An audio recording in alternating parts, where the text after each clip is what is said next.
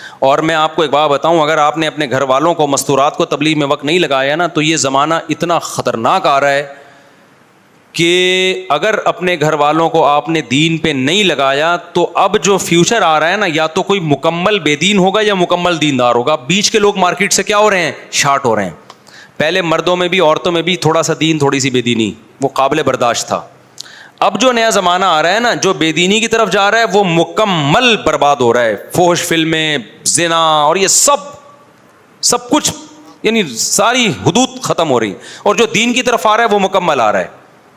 تو میں نے تجربے کے بعد میں یہ کہہ رہا ہوں، خواتین کے لیے دین سیکھنے کا، دیکھو دین سیکھنے کے دو چیزیں ہیں دین سیکھنے میں. ایک ہے علم. علم تو مدرسۃ البنات میں ملے گا، یا علماء کی تقریروں میں ملے گا، یا کتابیں پڑھ کے ملے گا. ڈاکٹر اسرار رحمۃ اللہ علیہ کے بھی درس قرآن بڑے جاندار ہوا کرتے تھے. تو یہ ساری چیزیں تو آپ کو مختلف ذریعوں سے مل جائیں گی، لیکن موٹیویشن نہیں ملتی، عمل کی توفیق نہیں ملتی کہ معمولات پہ آ جائیں، صبح تلاوت، شام کو تلاوت. وہ میرے بیان سے بھی مشکل ہی ملے گی آپ کو.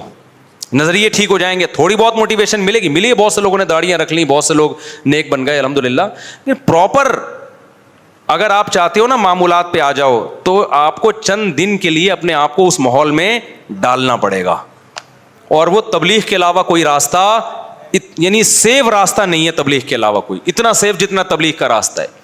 تو اپنے گھر کی مستورات کو جماعت میں لے کے نکلو، پھر اس کی برکتیں دیکھنا. گھر میں صبح صبح آپ کی بیگم قرآن پڑھ رہی ہوگی، آپ کو اتنا اچھا لگے گا.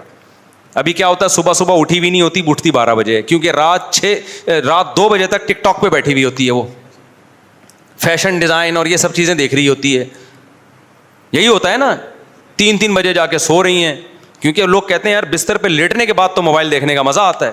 دیکھتے رہتے ہیں 2 3 4 گھنٹے. تہجد سوال ہی پیدا نہیں ہوتا. فجر بھی گئی، 12-1 بجے سو کے اٹھ رہی ہیں، پھر ان کو پتہ نہیں خیال آ رہا ہے، پھر موبائل دیکھا، کوئی نئی ڈیزائن کی مہندی آئی ہوئی ہے، کوئی یہ آیا ہوا ہے، کوئی.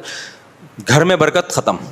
جب آپ گھر جاؤ گے آپ کو لگے گا بیگم دوپٹے میں بیٹھ کے قرآن پڑھ رہی ہے، خدا کی قسم آپ کو ایسا لگے گا جیسے آسمان سے سکون اتر رہا ہے.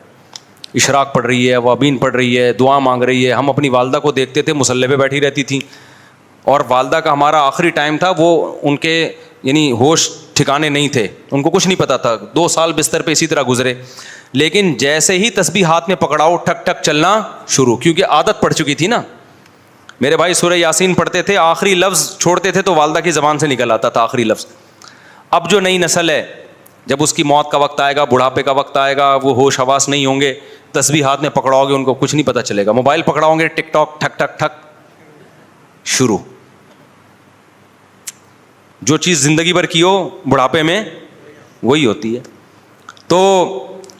تو گھر میں برکت چاہتے ہو، دینداروں کے گھروں میں جاؤ، ایک الگ ہی سکون ملتا ہے بھائی جی، ایسا روحانیت ملتی ہے. تو یہ سب کچھ چاہتے ہو تو اپنے گھر والوں کو تبلیغ میں نکالو. گھر کی مستورات کو بھی لے کے جائے. اور پھر تبلیغ میں مستورات کے قوائف ہیں. چھوٹا بچہ ہے تو پھر نہیں وہ لے جا سکتے. تو ابھی جن کی نئی شادی ہوئی بچے نہیں ہیں تو وہ لے جائیں 40 دن کی جماعت میں، 15 دن کی جماعت ہوتی ہے، اس میں لے جائیں اپنی اہلیہ کو. جیسے ہی شادی ہوتی ہے بیگم کو گھمانے کے لیے سوئٹزرلینڈ ادھر ادھر گھما جاؤ بھائی، سوئٹزرلینڈ بھی لے کے جاؤ، تھائی لینڈ میں بھی گھماؤ، ہر جگہ گھماؤ، عمرہ بھی کراؤ. لیکن اگر چاہتے ہو نا آئندہ میاں بیوی کا رشتہ اچھے اصولوں پہ اور محبت کے ساتھ گزرے، تو بچہ پیدا ہونے سے پہلے بیگم کو تبلیغ میں بھی وقت لگوا دو. اس سے خود بھی انسان کے بچے بن جاؤ گے، وہ بھی انسان کی بچی بن جائے گی. اور جب دونوں انسان ہوں گے تو سوچو گھر کا ماحول کیسا ہوگا. میں تو یہ سوچ کے حیران ہوتا ہوں.